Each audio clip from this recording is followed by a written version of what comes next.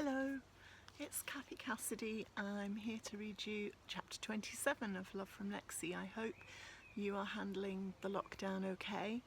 I'm sitting outside. It's so sunny I've had to find a shady corner, so I hope the sun's shining where you are too.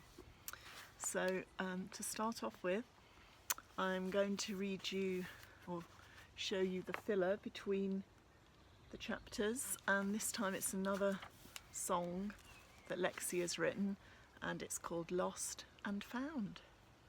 So this is the song. Once I was lost without a map, I cried but made no sound. Once I was lost without a map, but I turned it all around. The chorus is, if I was lost, would you find me? If I was low, would you lift me high?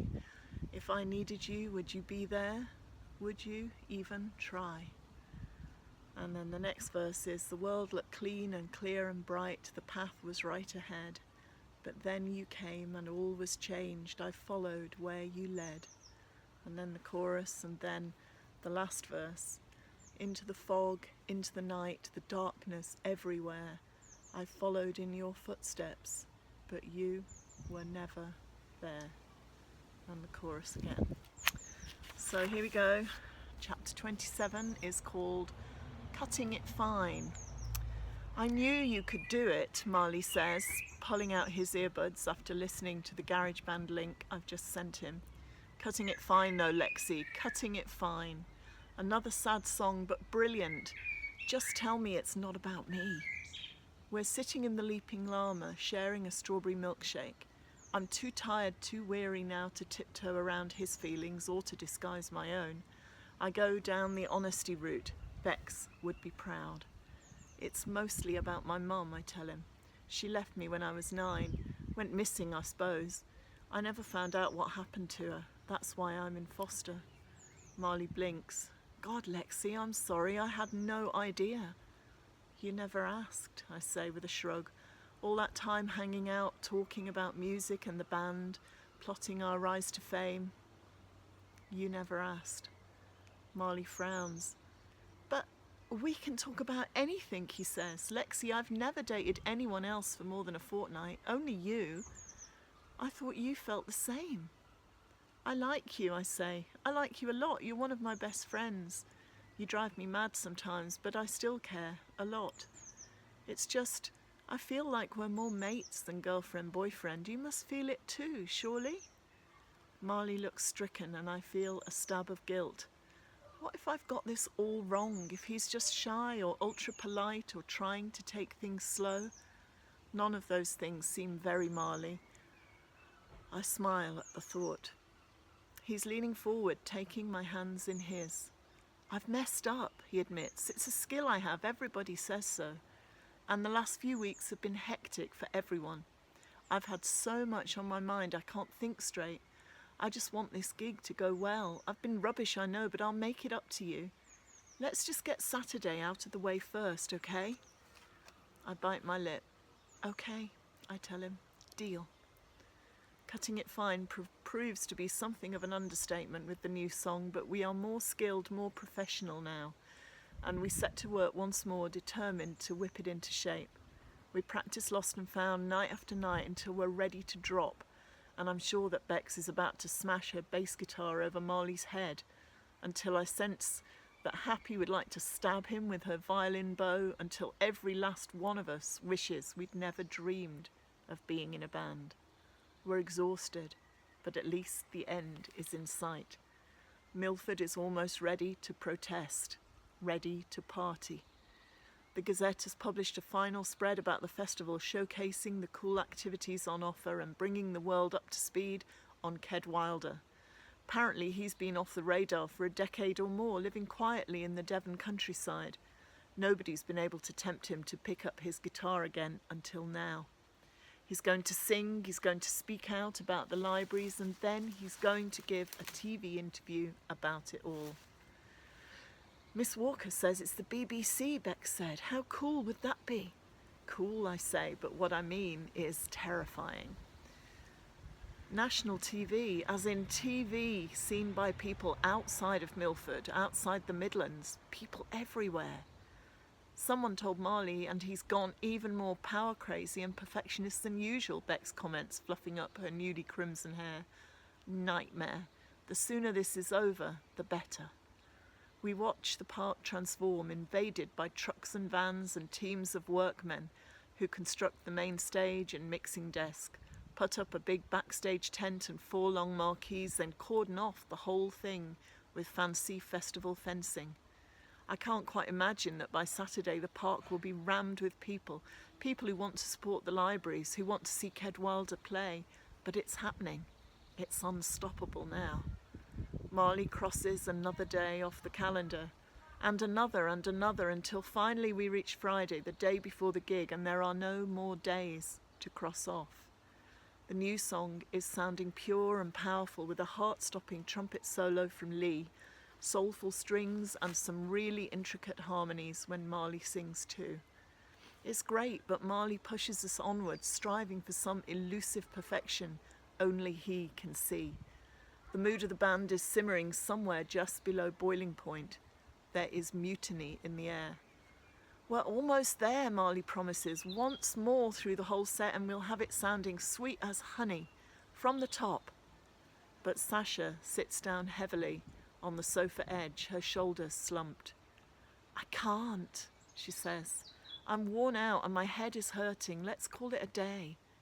No pain, no gain, Marley warns. Just once more through. Come on. We've been here since 4, Marley, Bex says. It's past 9. Sasha's right. Enough is enough. I reckon the timings were off on back then, Marley argues. Let's just get that sorted and then we can go. Sumia, always quiet, dependable, easygoing, shakes her head. Don't you ever listen, Marley? We tell you we've had enough and you don't hear us. You don't care. We're okay, we're good even, as ready as we'll ever be. I've turned up to every practice. Do you even know how hard that's been for me? The lies I've had to tell my parents.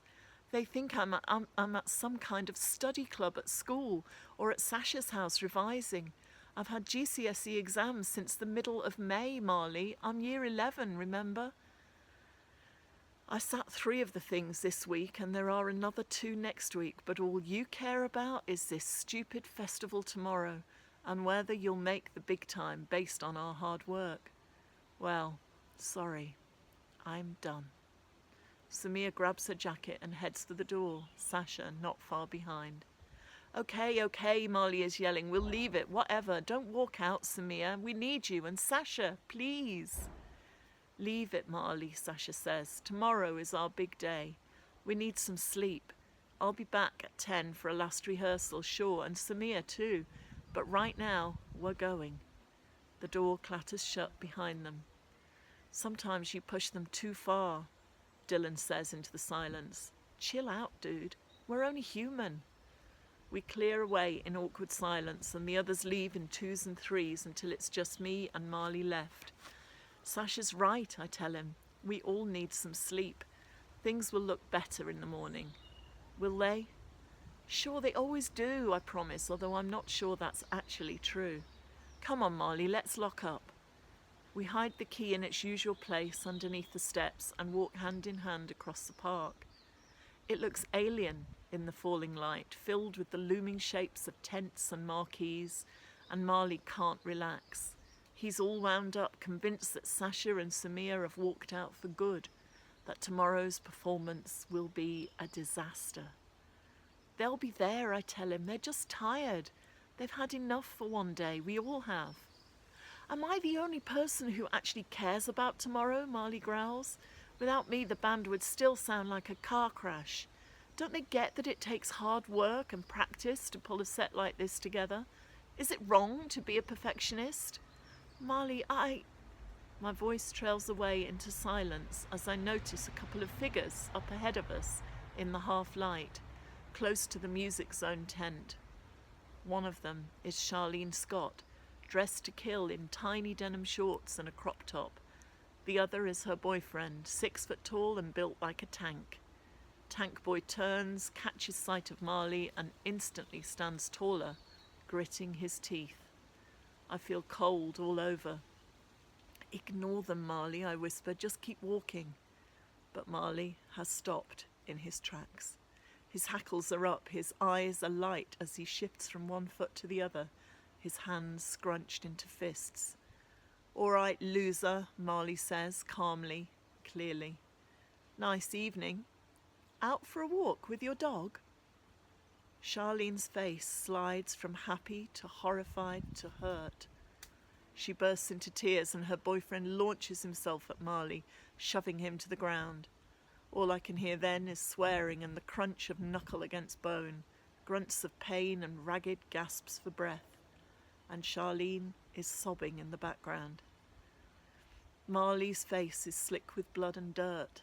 He isn't even trying to fight back. Cutting through the falling dusk sounds my own piercing scream. "Help!